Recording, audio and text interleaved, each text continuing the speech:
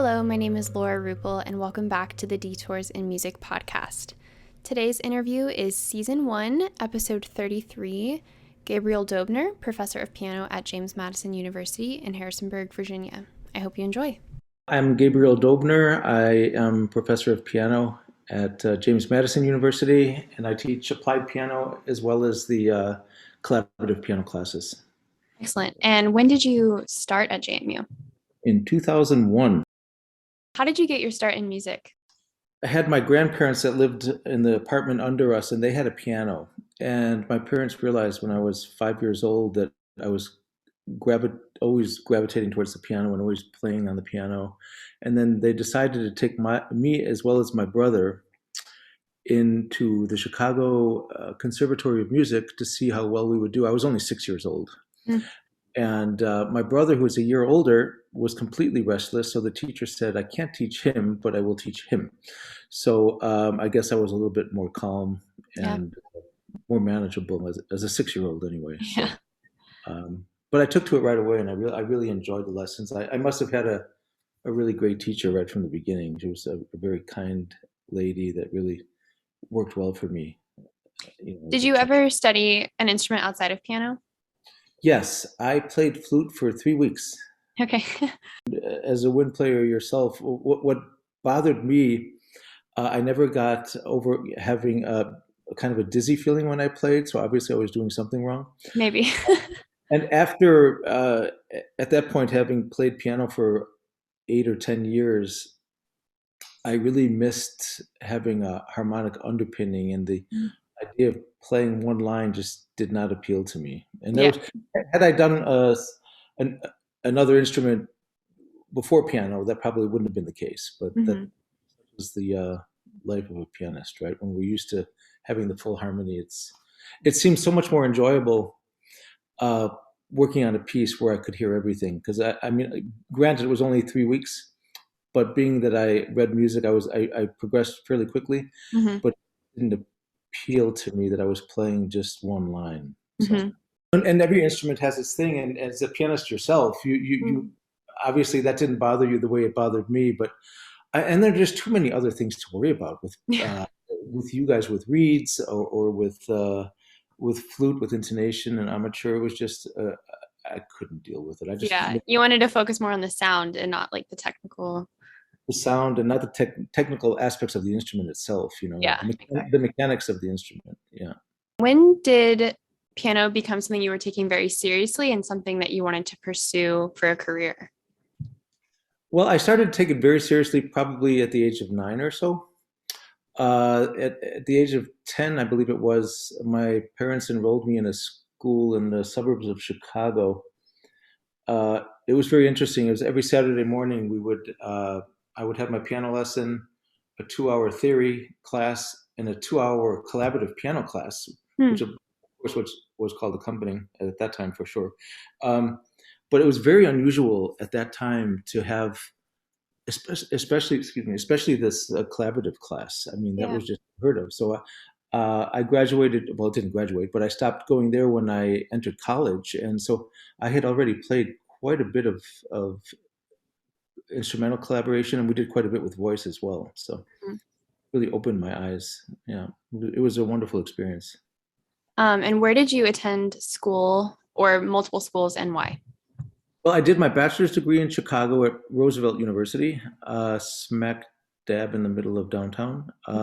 That appealed to me probably because maybe I was a pretty young 18-year-old and I just simply wasn't ready to leave. Plus, I heard of a wonderful teacher there. Her name is Ludmila Lazar, and to this day we're still close friends now.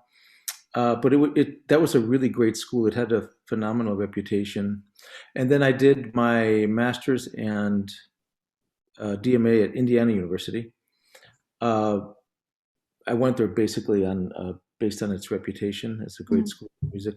And in between when I finished my bachelor's, I went to Vienna to study for 2 semesters. It was a kind of an unofficial thing. I was kind of a guest student. Were you primarily studying collaborative piano in Vienna? No, that was solo with Paul Bador Skoda. That's an interesting story, if I may say. I was naive enough to move to Vienna before my audition. So I had an apartment, I had a roommate, then I had my audition and didn't get in. So they auditioned about, I think, 75 or 80 people. And at the end of the day, they have a list of people on the wall, and my name wasn't on there. So I went to the cafeteria and cried in a cappuccino. Mhm. The very person with whom I wanted to study, Paul Bador Skoda, came up to me with another very famous Viennese pianist, Hans Graf, and asked me what was wrong. And I obviously looked very distraught. And I said, well, my name's not on the list.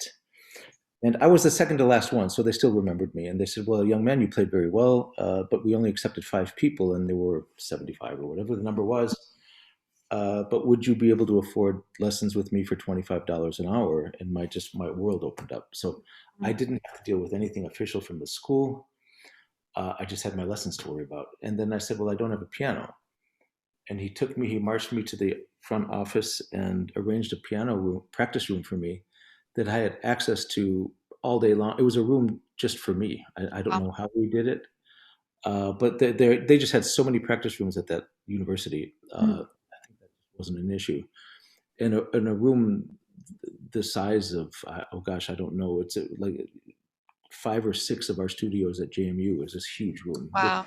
with 2 Steinway Ds. No, actually Börsendorfer. This was Vienna, of course. It was, yeah. So that was an incredible experience, but that was only from September till April. Okay. Maybe that can be a lesson for people listening of, it never hurts to ask or see what you No, can do to get your way back into something. that's true, but it's amazing how life works. Had I gone anywhere else to cry in a cappuccino, I wouldn't that wouldn't not have happened. But that's a strong argument. If something's meant to happen, it will happen. It's an Mhm. old cliche, but that certainly worked on that particular day. So Yeah. that was a great experience for me. What is something that you struggled with, maybe particularly in your undergraduate degree? I mean, undergrad, I probably struggled a bit in theory, even though I had quite a bit of background. And I think the reason I may have struggled in theory is that in undergrad, I found the schedule to be really conducive to practicing. So I was really practicing 4 or 5 hours a day, and I was happy to barely get by, which I wouldn't recommend to students, by the way. Mhm. And but if I could impart something to undergrad students these days, if there's something I could do differently, the 2 classes I would have taken most seriously, other than piano itself, would be theory and even more ear training. Mhm.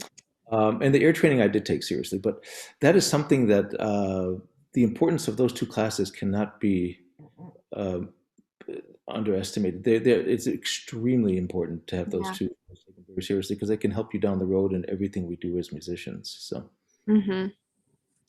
That kind of goes into my next question, usually is advice you have for younger players. Yeah, well, yeah. First of all, in undergrad, this may sound silly, but I wouldn't set strict goals for myself or for oneself because you never know where music is going to take you. Yeah. And I think you have to leave all doors open. You have no idea what uh, where things will lead, and what you have to do is cultivate contacts. I think that's crucial. Mhm. You have to establish a rapport with your teacher because, as you know, in our field, our relationship with our mentors or our teachers is very unique. It's one on one. Mhm.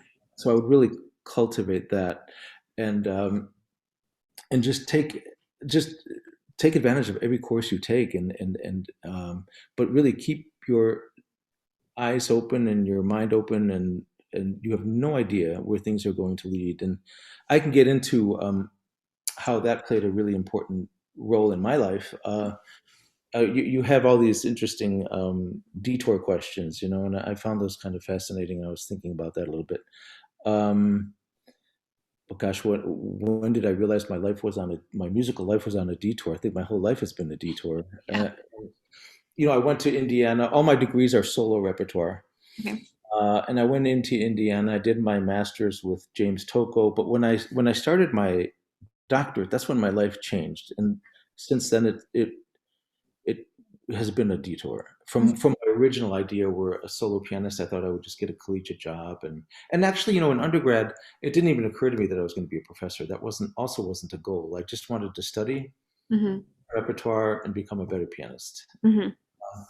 But when I went into my first lesson as a DMA student with Leonard Hokanson, he asked me what I was playing, and it was a Beethoven sonata. And he said, "Oh Lord, I just taught 3 Beethoven sonatas." And he went through my knapsack, and I said, "What are you doing?" And he found these Schumann songs that I had just bought across the street. There was a bookstore in Bloomington called TIS. So and he said, "Well, let's go over this Schumann song cycle. It's called Dichterliebe." And I said, "Well, I just bought this an hour ago." And he says, "I don't care." And he talked through it, this entire cycle, and I was hooked. It's like I got infected by this art song bug, Mm-hmm. And I grew up with art song because my mother's Austrian, so I always had this playing in our home. So I knew a lot of the repertoire, but and then so a lot of my lessons after that, I just found great singers to work with, and Bloomington was not short on great singers. Mm-hmm. So I would bring in for my solo lessons. I would bring in singers or chamber music. I did quite a few quintets and some trios, but mainly singers, and of course solo rep. But Mm-hmm. I feel like at least 70% of my lessons were spent on song literature with this great person who lived in Europe for 30 years and played with all these famous singers. And Mm-hmm. it was an incredible experience. And that I did not see coming even Yeah. 3 years earlier. I had no idea.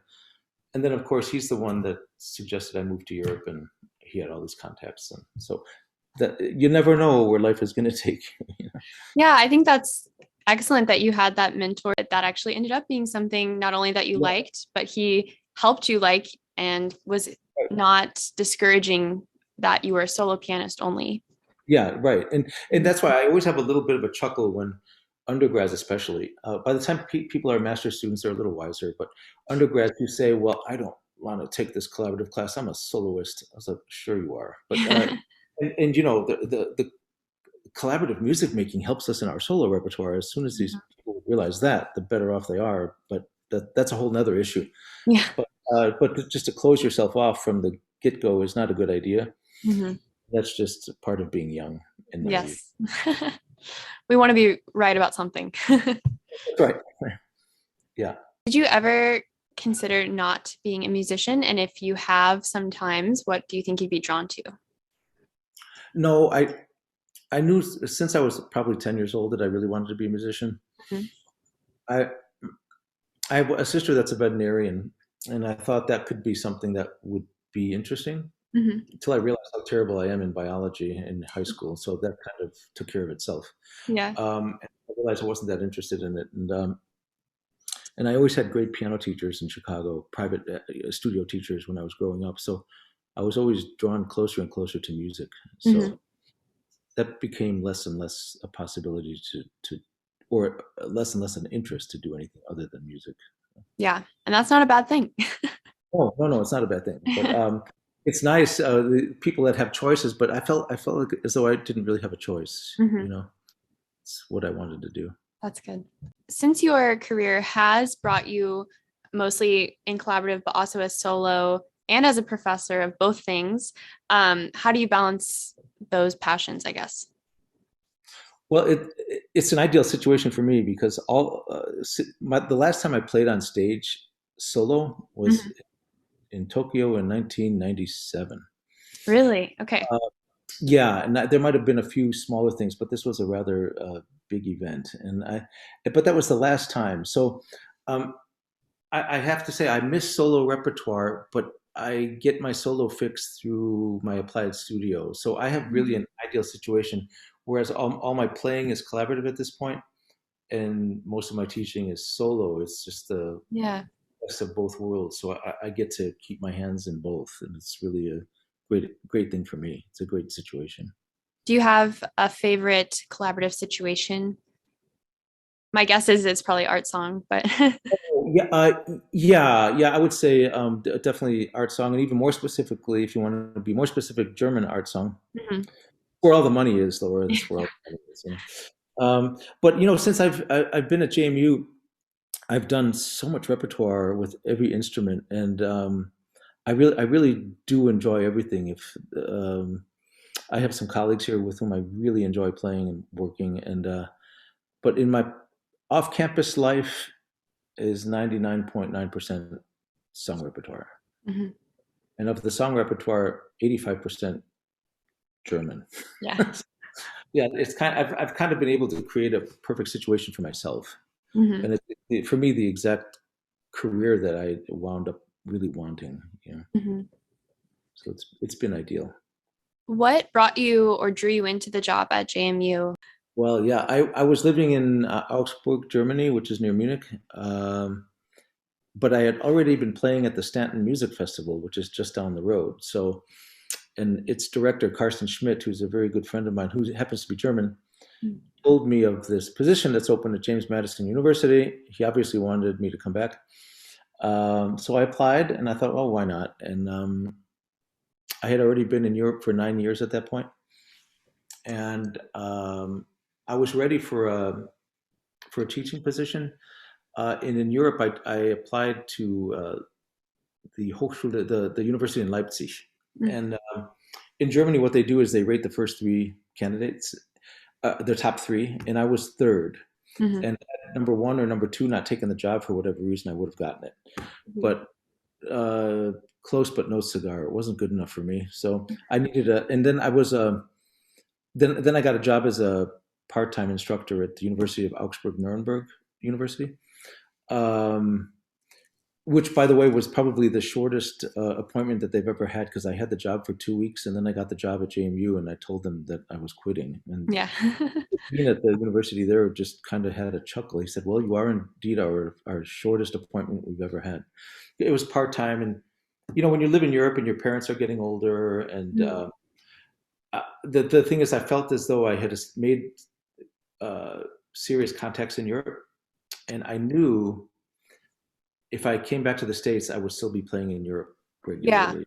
And Hmm. that's the case. So again, even with my professional life, I have the best of both worlds because I've managed to uh, keep my concert activity going in Europe, and I'm lucky enough to have one German tenor in particular, Gerhard Siegel, who's been at the Met since 2004, and I'm his exclusive pianist. He doesn't do a lot of lieder concerts, or song repertoire, but Hmm. we do anywhere between 3 and 7 concerts a year, and it's great. So, Yeah. and then JMU, and then when I came to JMU to audition, I knew I loved the area. It's a beautiful area, as you know, Hmm. and um, and I was quite taken with the school. I thought it was really great, and there's this professor, I think his name is Dr. Rupel, and we somehow hit it off right away, and he made me feel, I don't know, kind of felt like home right away. So, I'm yeah. sure he'll appreciate hearing that. He'll say, that's not what I was trying to do. He didn't scare me away. He tried, but he didn't work. What are some of your current goals for maybe repertoire you would like to play soon, or for the field of music or your studio specifically? Well, for my studio, I have quite a number of grad students, and my goal is to, well, first of all, get them out of here with a DMA degree would be great. Mhm. It's a struggle, but it can be done. And it's just to expose them to as much great repertoire as possible, and and yeah, my goal for the studio is just to create the highest level as I can, which is the goal for each of us, I'm sure. Mhm. Um, and in doing this in my studio, even with the DMA students, my goal is to uh, kind of introduce them into the joy of collaborative playing. And I've started one new course here since I've been here, and probably in around 2010 or 2008, I've been doing every other year a course on German lieder. It's a seminar, so it's a performance class, and they all seem to really enjoy that quite a bit. Mhm. Um, and then for my off-campus career, yeah, I mean, to me, it's just to play and record as much as I can. I'm not the biggest fan of recording, but my tenor likes to record, so we do quite a bit. But it's just, I just love performing this repertoire. It's I don't know if I can. one of the quotes that you had listed was, I think Yeah. was it Schumann that said that the job of the artist is to breathe light into the darkness of I think that was Schumann. Yeah. But if I see one person in the audience having a wonderful time, that's kind of all I need. Hmm. And especially with that repertoire, it's very dear to Germans because it's a combination of two art forms, and poetry is still a very big thing in the European curriculum in school. Hmm. Just in life in general, it's taken more seriously than it is here, I would say. And Hmm. so when you're doing art song and it involves a poem that they know, you just have a sense that they're hanging on every word, Yeah. and it's a wonderful feeling. So I would also assume in Germany, as a German who understands the poetry, and then it's also not being translated in front of you, then I'm sure that that experience would also be yeah, a lot more personal. yeah, they get that firsthand, and when I can really feel that difference, much like when Americans do English or American song repertoire here, Mhm. it's quite something. And for the last 5 years, well, now with the pandemic, it's been 5 years, but I've only taught there 3 times so far. Is in Austria at the Ames Institute, Mhm. and I have a leader studio there. It's a 6-week course, and it's all Americans except for usually a few Italians are there and a couple Austrians, but by and large, it's Americans. Mhm. And the thing that the singers say is that they notice in the concerts how incredible it is to sing in German with an audience that's not looking at a translation, like you said. Yeah. Yeah. And they're really hanging on every word. And what that does is that makes them really even. They know that they have to deliver really clear diction Hmm. and have real intent in what they're saying and understanding in what they're saying. Hmm. It's an eye opener for them. Yeah. There's no hiding. There's no hiding. No. The big thing for me is to really not shut yourself off and please leave yourself open to opportunities and to possibilities because you really have no idea. Yeah. I had no idea in my undergrad. I had no aspirations to be a professor. I had no idea. I had certainly, if someone told me I was going to spend 10 years in Europe, I would have told them that they were crazy. Did not see that coming. Hmm. And that's been probably the most beneficial thing for me in my musical life. Hmm. And this all happened. You never know the importance of the people you meet in your career. Yeah. And none of this would have happened had I not met Leonard Hokinson in Bloomington in 1988 or so. Hmm. And if that didn't happen, I would have just gone the typical solo piano route. And I found something that at least I like to think I'm particularly good at. So, and I found a niche for myself, and that's what we all have to do is find out what appeals to us the most, Hmm. then pursue that. Yeah. But and I think we all go through life. When you're 21, you think you're old. When you're 25, you think you're old. But when I can tell you when you're 61, you do think you're old, and you are old. But if I could just go back to undergrad and kick myself every time I said I'm old, and it, don't do that because you're Yeah. not. It's like I can't learn something new. Right. Oh no, I can't do anything. That and even when I moved to Europe to become, I got a German scholarship to study in Munich, and I was 29, and I was towards the end of my DMA, and actually I think I was 30. Yeah, um, and it was a kind of an embarrassing age for me at that point to be, especially in Europe. There were some students that old, but that was an invaluable experience, and Mhm. I met some incredible singers. And I don't know how much you are into singers. I don't know, but there's this one super famous tenor, Jonas Kaufmann, who's the biggest name out there now, and he was in my studio, in my song studio where when I was studying in Munich, and he's not the only now famous singer that Yeah. was part of that. There are 3 or 4, and it was just an incredible experience for me. But then again, none of this would have happened had I not met Leonard Hokinson. So Yeah. And I'm sure you've been that teacher for some of your students you've had. I like to think so. Yeah, I realize how incredibly important mentorship is, and to care deeply about your students Hmm. as he did for his. So. Yeah. I hope you all enjoyed that as much as I did. First of all, I wanted to just mention the full quote by Robert Schumann that was mentioned, which is to send light into the darkness of men's hearts. Such is the duty of the artist. One of the great things about the podcast's first season was that I was interviewing people and professors that I knew very well and got to learn more of their story and things that don't come up in class time.